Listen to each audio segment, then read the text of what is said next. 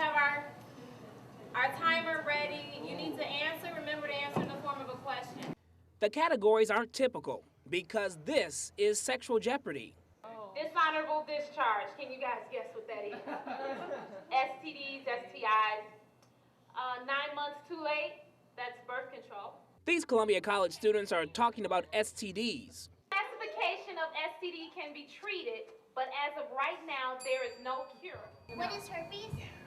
Yes. HIV and AIDS are part of the mix. Columbia's Director of Counseling Services, Tanya Woods, organized the game show. We just consider the numbers of people who are contracting it, the number of people who are dying from it, the transmission. I mean, there's so many important factors, and it just hits us like a whirlwind. We have no choice but to get involved. Along with questions and answers, students learned how to properly use a condom. The important thing is to leave room at pinch the top when you're putting it on. Organizers even handed them out.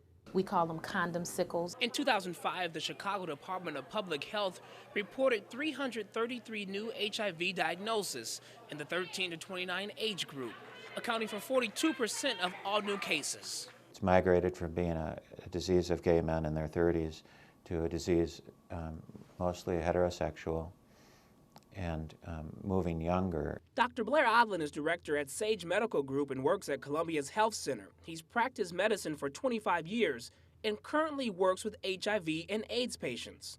We try to ask people who come here for whatever reason about their sexual behaviors and encourage safe sex. Students say they left with a message. I didn't know half the stuff they were asking, honestly. So I think, yeah, it was informative. A lot of it was stuff that I had heard before, but it just kind of reinforced it. Lessons learned using a little fun.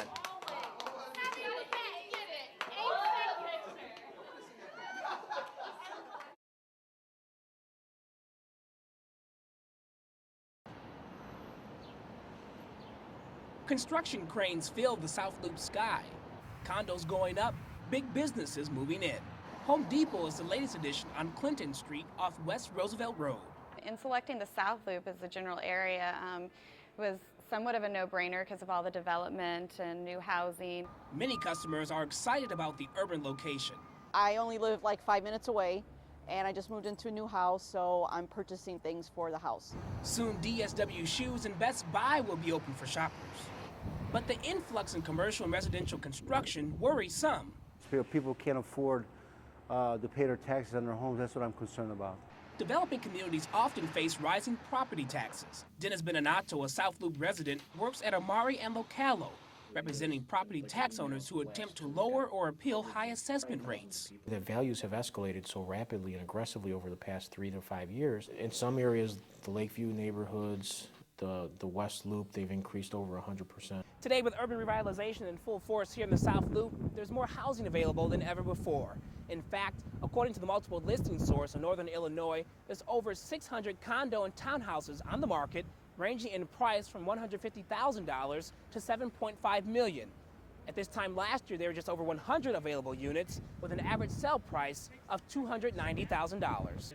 Kevin Thornton, a Chicago realtor for over 14 years, says people are returning to the South Loop to be close to where they work and play.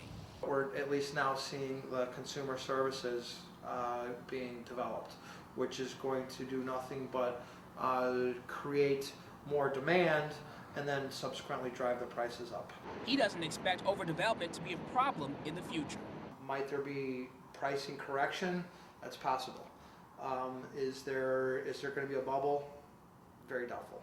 And as the population continues to grow, neighborhood activist Enrique Perez says many improvements to infrastructures will be needed. We do need to have a more modernized transportation system, starting with what you have, fixing it, replacing it, making sure it runs on time. At some point, more school capacity is going to be needed.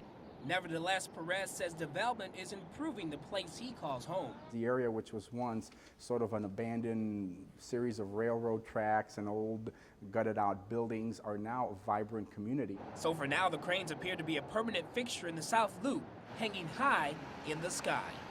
Damon Maloney for Newsbeat.